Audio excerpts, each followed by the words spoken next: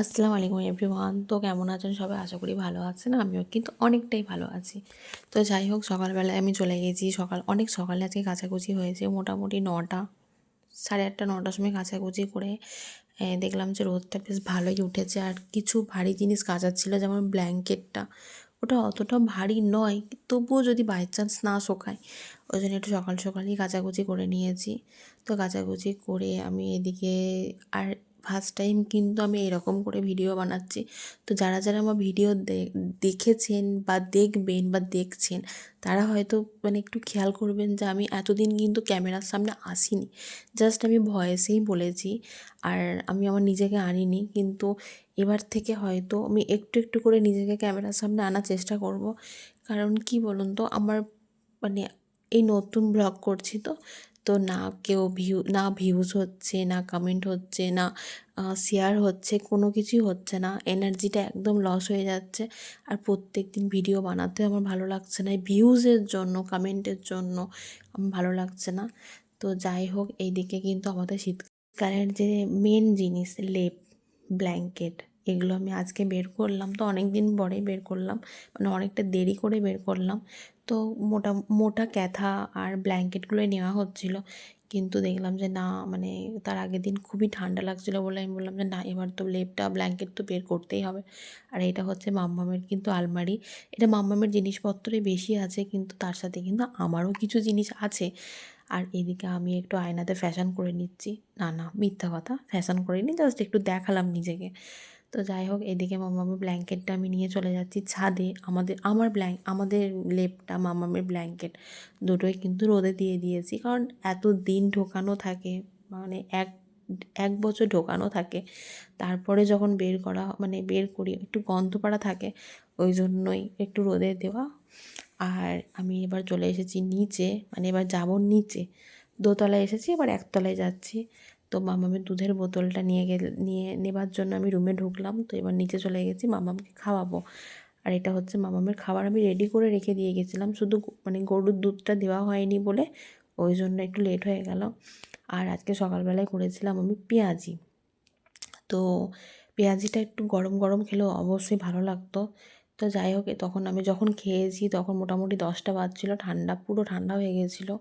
তো খাওয়া দাওয়া কমপ্লিট করে এদিকে চলে এসেছিলাম রান্না বান্নাতে। অর্ধেক রান্না হয়েছিল, অল্প রান্না হয়েছিল, পেঁয়াজ কুচি আর আর ডালমাল কি একটা হয়েছিল, যাই হোক মনে পড়ছে না। তো এই পেঁয়াজ দিয়ে পোস্ত দিয়ে ডিম দিয়ে হবে, পেঁয়াজ পোস্তটাই করা হচ্ছে। পেঁয়াজটাকে ফার্স্টে ভেজে নিচ্ছি, তারপরে যা যা করবো দেখতে তো পাবেনই। আর এদিকে বাঁধাকপিটা, কারণ ভাবলাম যে মামামের জন্য বাঁধাকপি তরকারি করব, কিন্তু দেখলাম যে না, পেঁয়াজি করার জন্য যে বাঁধাকপিটা সেদ্ধ করে রাখা হয়েছিল, ওটা একটু বেশি হয়ে গেছিলো বলে মামামের জন্য একটু তুলে রাখা হয়েছে, যে মামামের তাহলে তরকারিটা ওখান থেকে করে নেওয়া হবে। আর এদিকে দেখুন, আমি পোস্তটা বেটে নিচ্ছি পোস্তের জন্য। তো যাই হোক, এদিকে আমি ডিমটাও ভেজে নিচ্ছি, কারণ ডিমটা একটু পাতলা করছি। আর পেঁয়াজ পোস্ততে কিন্তু ডিমটা, পেঁয়াজ দিয়ে ডিম দিয়ে পোস্ত যেটা আমি করব, সেটাতে কিন্তু একদম ভালো লাগে না মোটা মোটা ডিম। একটু পাতলা করে ডিম হলে খুবই টেস্টি হয়। আর এদিকে দেখুন, আমি পেঁয়াজটা লালও করতে দিয়ে দিয়েছি, আর পেঁয়াজে দিয়েছি লঙ্কা গুঁড়ো আর নুন আর সামান্য একটু হলুদ গুঁড়ো। পেঁয়াজটা একটু ওলটপালট করে নিচ্ছি, কিন্তু এখনও ভালো করে সেদ্ধ হয়নি, এখনও ঢাকা দিয়ে সেদ্ধ করতে হবে পেঁয়াজটাকে। এটাতে কিন্তু কোনো পানি অ্যাড করিনি, ঠিক আছে? তো আমি এদিকে দেখুন ঢাকা দিয়ে দিয়েছি, আর ডিমটা একদিকটা হয়ে গেছে, আর একদিকটা উল্টে দিয়েছি। আর এদিকে ছিল কিছু মাজার জিনিস, যেগুলো আমাকে এবার মাজতে হবে। তো যাই হোক, ডিমটাও দেখছি হয়ে এসেছে, ওই জন্য একবার ভালো করে নেড়ে নেড়ে দিচ্ছি। ডিমটাকে ওলটপালট করে নিচ্ছি, যেন ভালো করে মানে লাল লাল পাড়া হয়ে যায়। আর এদিকে কিন্তু আমি পোস্তটাও বেটে নিচ্ছি।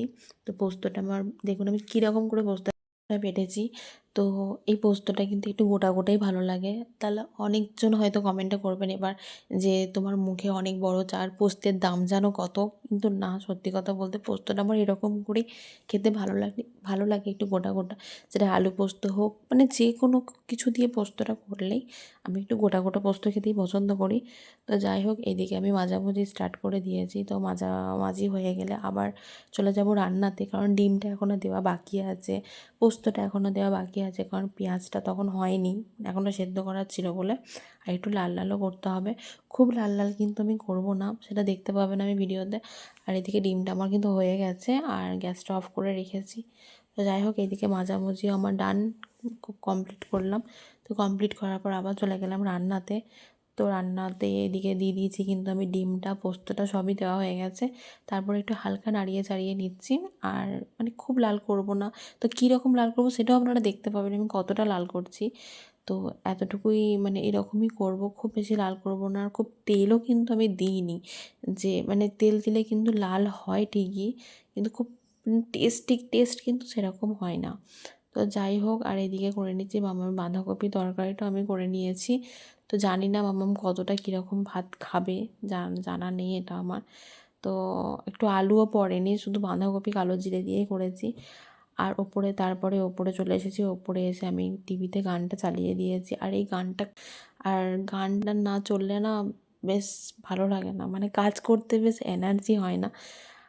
তো কে কে গান শুনতে শুনতে কাজ করতে ভালোবাসেন অবশ্যই জানাবেন। তো ঘরটর গুছিয়ে ঝাঁটপাট দিয়ে মোছামুছি করে তারপরে চলে গেছি মামামকে চান করাতে। চান টান করানো কমপ্লিট করে একটু রোদেতেই রেখেছিলাম, আজকে ছাদে নিয়ে যাইনি, কারণ ওর যেদিন মাথায় একটু শ্যাম্পু ট্যাম্পু করে দিই সেদিনই ছাদে নিয়ে যায়। নাহলে আমি যে রুমটায় থাকি সেই রুমটা অনেকটা ভালো রোদ ঢোকে, এমনকি বিছানা পর্যন্ত রোদ চলে আসে, সারা দুপুর থাকে, খুব ভালো লাগে। তো দেখলাম যে ছাদে নিয়ে যেয়ে লাভ নেই, তাহলে এখানেই রোদে রাখা হোক। আর এদিকে দেখুন, এইদিকে মামাম কিন্তু, আমি একবার এদিকে তাকিয়েছি, মানে জানালার এই দিকটাতে তাকিয়েছি, আর তেমনি আমাকে বলছে মামাম কুকি। তখন থেকে ওর সাথে আমি কুকি কুকি খেলছিলাম। আর এদিকে দেখুন আমি এদিকে কুকি কুকি করছি যে মামাম কুকি, আর কত খুশি হচ্ছে। ওই খুশির জিনিসটা আমি ক্যামেরা বন্দি করতে চেয়েছিলাম, তো ওটা হয়েছে। তো যাই হোক, এদিকে আমি মামামের জন্য ভাত আনতে যাব, তো ভাত আনতে যাব বলে ওই জন্য মামাকে আমি কার্টুনটা লাগিয়ে দিয়েছিলাম, যেন মানে নিচে যেন না নেমে পড়ে বা কিছু। সচরাচর বিছানা থেকে নামে না কার্টুন মার্টুন লাগালে, মানে টিভিতে কার্টুন দিয়ে দিলে কিন্তু নামে না। তারপরে মামাকে ভাত টাত খাইয়ে আমার শাশুড়ি মা দেখছি যে আমড়াটা ছেনে রেখেছে, তো আমাকে বললো যে ধনেপাতা আর লঙ্কাটা একটু পিষে দাও। তো ওইটা আমি মিক্সিতে একটু মানে পিষে দিয়ে ওই ধনেপাতা লঙ্কাটা পিষে দিয়ে আমড়াতে দিয়ে দিয়েছি। তো ধনেপাতাটা না দিলেও কিন্তু ভালো লাগে, কিন্তু ধনেপাতাটা দিলে অনেকটা টেস্টি হয়। তো ওই জন্য ধনেপাতা লঙ্কাটা পিষে নিয়ে এটাতে মানে আমড়াটাতে দিয়ে দিয়েছি। তো দেওয়ার পর এদিকে একবার কেটে নিয়েছি, দেখছি চিনিগুলো অনেকটাই গোটা গোটা হয়ে আছে। তো ভাবলাম রোদে রাখবো, তো সেই দিনটা আমার রোদে রাখা হয়নি। আর এদিকে আমি গোসল টোসল করে আমি এবার খেয়ে নিচ্ছি। আর এদিকে ছিল পালং শাক দিয়ে, মূলো দিয়ে, চিংড়ি শুঁটি আর আলু সানা আর ডিম পোস্ত, এক পিস ছোট্ট টুকরো একটা নিয়েছিলাম। তো খাওয়া দাওয়া করে দুপুরে ঘুমিয়ে আমি আর মাম্মাম দুজনে ঘুমিয়ে গেছিলাম। ঘুম থেকে উঠে দেখছি যে ফ্রিজে ব্রেড আছে, তো ব্রেড বাটার তো চলেই তো বলুন। আমার তো মানে শীতকাল মানে ব্রেড বাটার, সত্যি বলছি খুবই ভালো লাগে, আমার খুব ফেভারিট জিনিস এটা। কিন্তু আমি ব্রেডটা সেঁকে নিয়েছিলাম, তারপরে বাটারটা লাগিয়েছিলাম, এরকম খেতে আরও টেস্টি লাগে। তো বাটারটা দেওয়ার পরে আমি হালকা একটু কিন্তু চিনি ছড়াই, মানে একটু করে চিনি দিই। অনেকজন বলে যে বাটার খাচ্ছিস আবার কেন চিনি দিচ্ছিস, কিন্তু সত্যি বলতে আমার খুব ভালো লাগে। চিনি না দিলে আবার কি মজা হয়, আমার তো একদম ভালো লাগে না। তো যাই হোক, রাত্রে আমি রুটি আর পেঁয়াজ দিয়ে ডিম দিয়ে পোস্ত দিয়ে যেটা করেছিলাম ওটাই আমি খেয়ে নিই। ভিডিওটা ভালো লাগলে অবশ্যই চ্যানেলটা সাবস্ক্রাইব করবেন, শেয়ার করবেন, কমেন্ট করবেন।